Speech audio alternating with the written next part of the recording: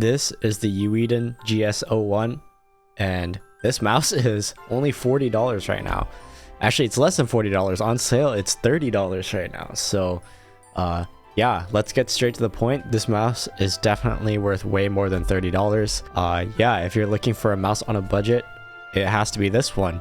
So there's two options. There's the regular GS01, and then there's the GS01 that comes with a dock. And you might think that they're the exact same mouse, just the only difference is one comes with a rechargeable dock battery and one doesn't. But actually, the GS01 that comes with a dock has better specs. They share the same sensor, it's the 3311, so it is a very budget sensor.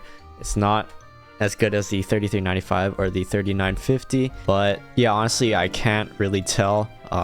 If you can tell, you're probably superhuman or a pro. The polling rate is just 1000. The switch type is the Huanyu 20Ms, which are pretty heavy in my opinion. They're a little bit heavier than the Nihil black dots that you get if you choose that version on Beast X mice, which are a little bit heavy, but these are a little bit heavier. These side switches do feel super great though. They're definitely a lot better than whatever Razer has. They're also the Huanyu's. But yeah, super tactile, super responsive, and the scroll wheel is very light but also very responsive. And yeah, the clicker on the scroll wheel is very clicky and tactile, which I like. Yeah, of course there is also tri-mode connectivity, so if you want to connect through Bluetooth or wired or through the dock obviously, then you can as well. When you get the mouse, the USB receiver will be at the bottom of the mouse, so just open that up and take your USB out of there.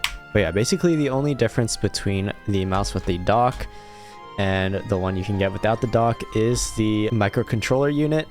The one with the dock has a Pen 1080 versus the one without the dock, which has a Pen 1076. Yeah, which also means that the sensor can read more inputs per second. And I mean, there's only a $10 difference between the one with the dock and without the dock. So that's up to you. But the only downside to the one with the dock is that it is heavier because of the wireless charging unit that is inside the mouse. So it's about 10 grams heavier. So the one with the dock comes in at 65 grams, while the one without the dock comes at 56. But yeah, the battery life for both, it has a 500 milliamp battery, which is better than most wireless mice. But yeah, as a result of that, it is heavier than most mice. The skates feel super nice, actually. They're definitely really smooth. They're PTFE. And I have 18x10 hands, and this mouse is a little bit ergonomic actually. It's not completely symmetrical. It flares out a little bit like ROG mice. But yeah, I have 18x10 centimeter hands, and this feels really good in my hand actually. So yeah, for $30 to $40, this mouse is pretty insane. Obviously, the drawbacks come from the sensor, which is a very budget sensor. The switches are very crispy, but they are a bit heavy. But yeah, that's pretty much it. Just the sensor is considered budget compared to other mice, but everything else is pretty good. There's also this rigid design on the sides for extra grip. You might think it's a little bit annoying, but honestly, I can barely feel them at all. They're really nice. And they also do have a web driver, which is impossible for me to use because for some reason they only have it in Chinese. So yeah, you'll have to resort to the user manual a lot. So there are 6 different DPI modes preset onto the mouse itself. If you look at the light on the mouse as you change them, yeah, the red light is 800, green light is 1600, lantern, whatever that means. Let's look at the lantern color. Blue, apparently lantern is blue according to the user manual, is 2400 DPI, yellow light is 3200, light blue light 5600, and then purple light is 12,000.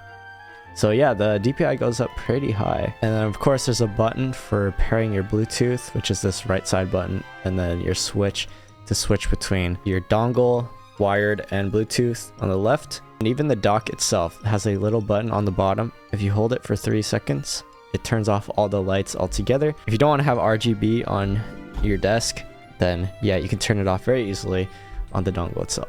But yeah, extremely surprising for a mouse that's only $40. This mouse honestly feels super good in my hands.